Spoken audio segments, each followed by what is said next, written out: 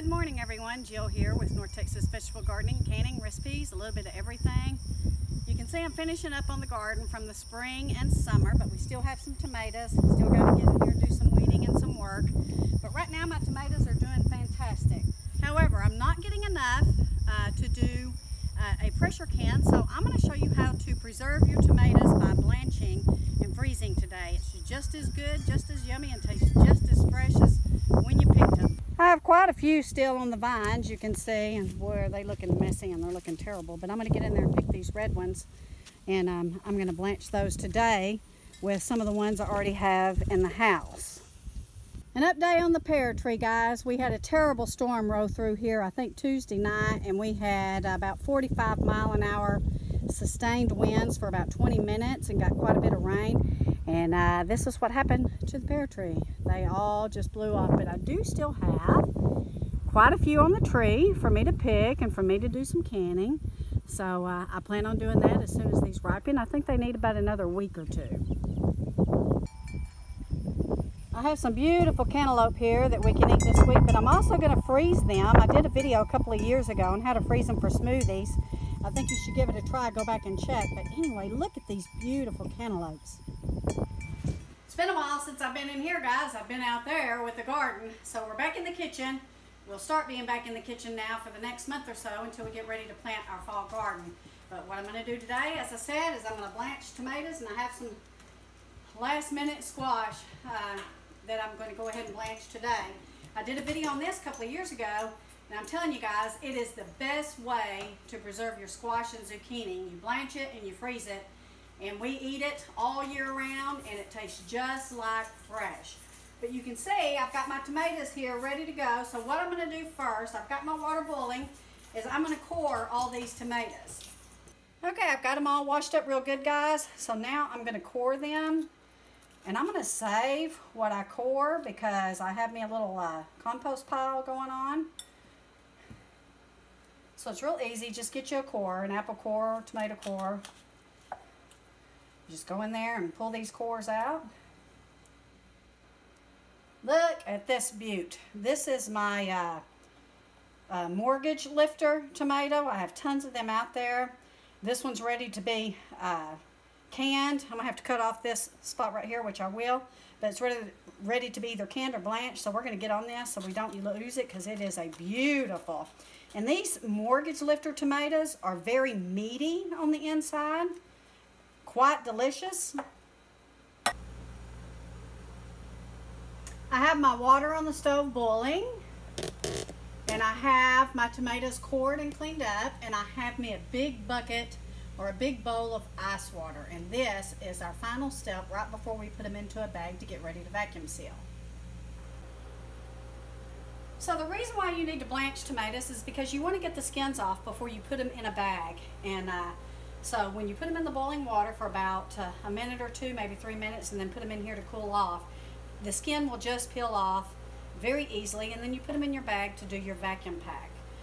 We will use these tomatoes for spaghetti sauces or salsa on down the line when we get some peppers coming in real good. So you can use it for just about anything that you would use a tomato sauce recipe, meatloaf. But these are fresh, and these are ours, and these are what we've grown, and these do not have any insecticides, they do not have any herbicides, they are chemical free. Very exciting. So what we're going to do is we're going to put these in the boiling water.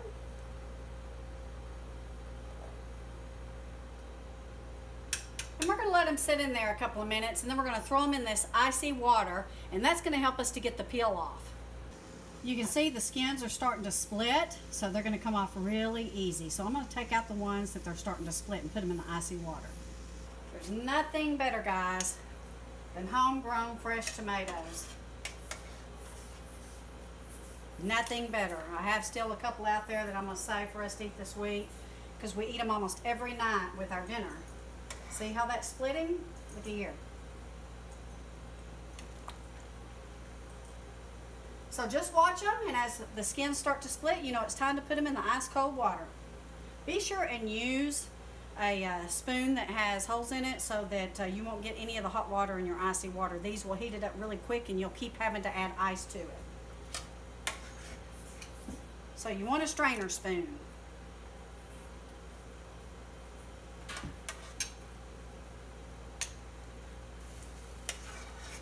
Okay, so we're going to let these sit in the water a little bit, and I'm going to let this come back up to a boil, and then we'll do our next batch. Alright guys, they've cooled off. I want to tell you another thing you might want to use these tomatoes for is your queso. Here in Texas, queso is really, really a big deal.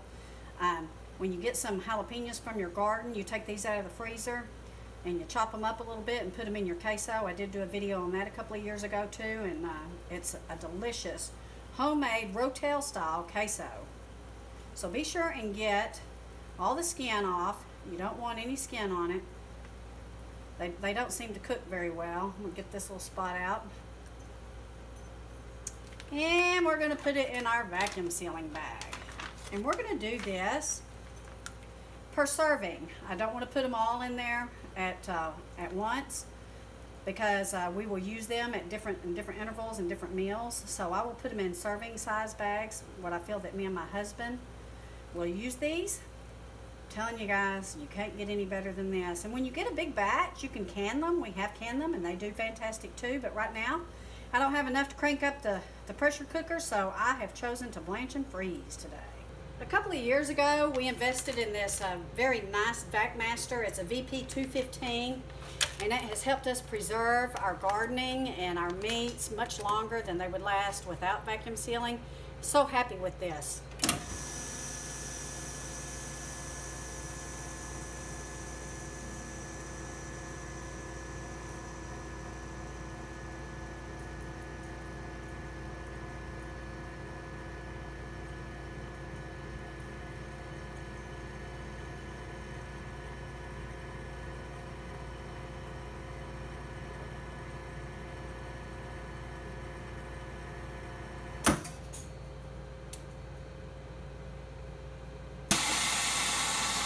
Look at that.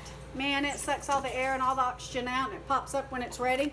And looky there, these are ready to go in the freezer for us to use on down the line throughout the year. Very excited. So you see how easy it is, guys? Super easy. It doesn't take a lot of time.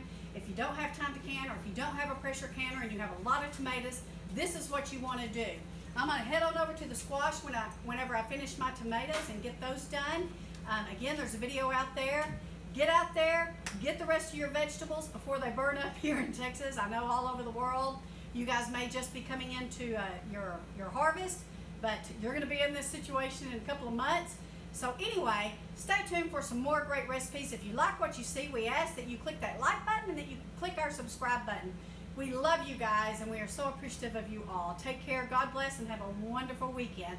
And don't stop gardening. It is healthy, healthy, healthy for your family.